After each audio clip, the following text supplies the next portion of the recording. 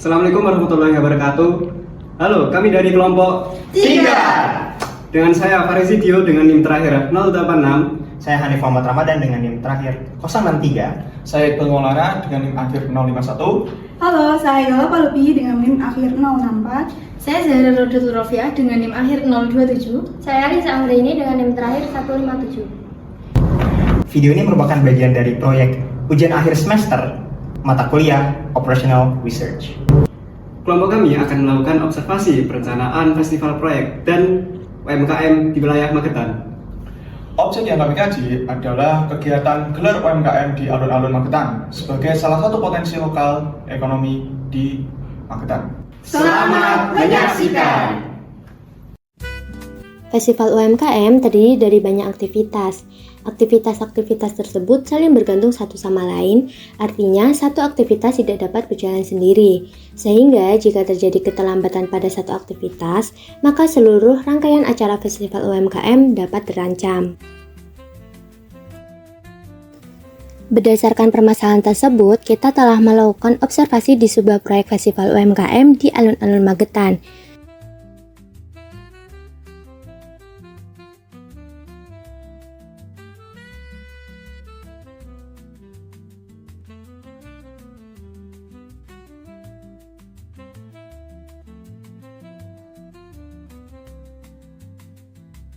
Fokus proyek ini adalah perencanaan proyek festival atau gelar UMKM. Tujuan dari perencanaan ini adalah menentukan durasi optimum, menentukan jalur kritis, dan memberikan rekomendasi pengendalian proyek agar kegiatan dapat berjalan tepat waktu. Lokasi festival UMKM berada di alun-alun Magetan yang merupakan pusat aktivitas dan mudah diakses. Potensi Magetan dilihat dari UMKM dan wisata lokal. Manfaat kegiatan ini meliputi promosi produk lokal dan peningkatan pendapatan UMKM.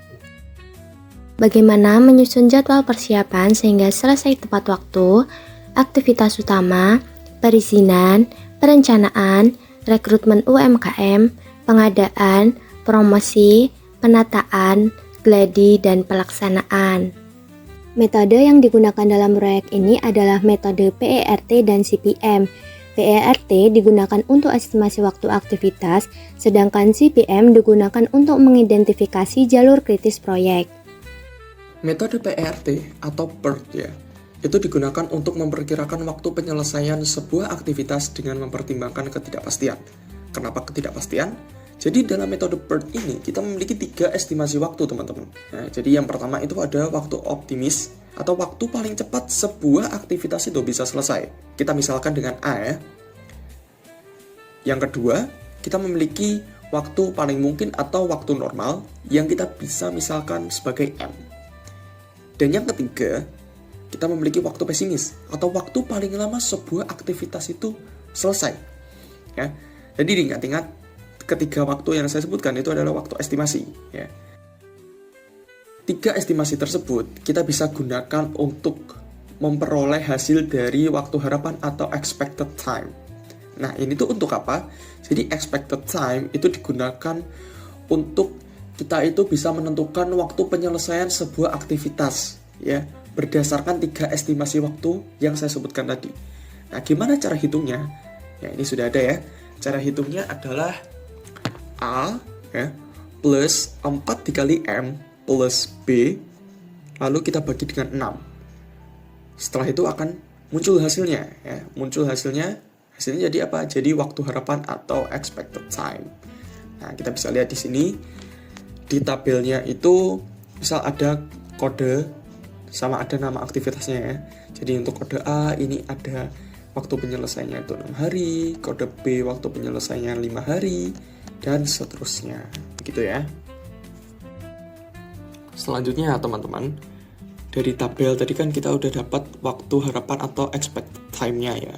Nah, inilah waktunya kita untuk menghitung jalur kritis atau critical path-nya. Oke. Jadi saya akan jelaskan dulu komponen-komponennya ya. Jadi di sini ada kotak ya teman-teman, ada kotak. Nah, kotak ini dibagi menjadi 5 bagian. Untuk kotak orange yang di kiri atas ya, itu adalah waktu paling cepat sebuah proyek itu dimulai. Yang bawahnya itu adalah waktu paling lambat sebuah proyek itu bisa dimulai. Lalu untuk pojok kanan yang warna orange, yang atas itu adalah paling cepat sebuah proyek itu bisa selesai. Yang di bawah itu adalah paling lambat proyek itu bisa selesai. Dalam menentukan jalur kritis, kita memiliki 3 langkah. Yang pertama, kita memiliki hitungan maju. Oke, hitungan maju. Dan yang kedua ada hitungan mundur. Dan yang ketiga kita bisa menghitung slack time. Yang pertama ini ada kode A, teman-teman.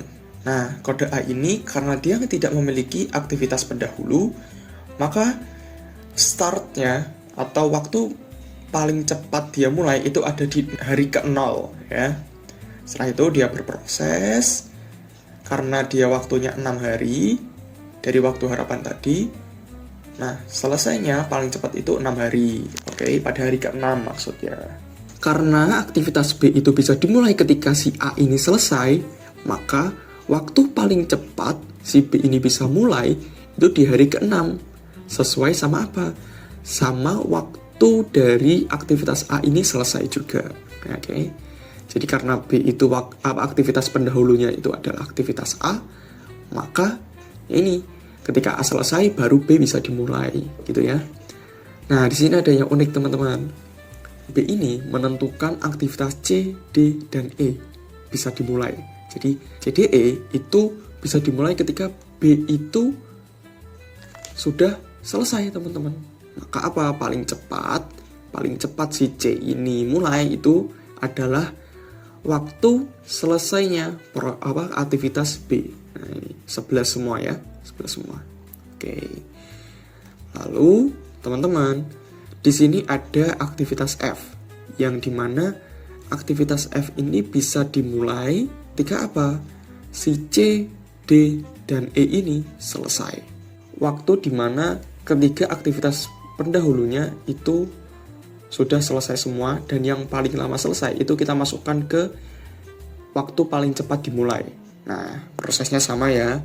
Jadi tinggal ditambahin 19 ditambah 5 ya, jadi 24, terus 24 ditambah 3 jadi 27 tambah 2 jadi 29. Nah, hitungan majunya kita udah selesai, dapat dimana 29 hari ini adalah waktu proyek ini selesai, gitu ya. Selanjutnya, teman-teman, kita masuk ke langkah kedua, yaitu hitungan mundur.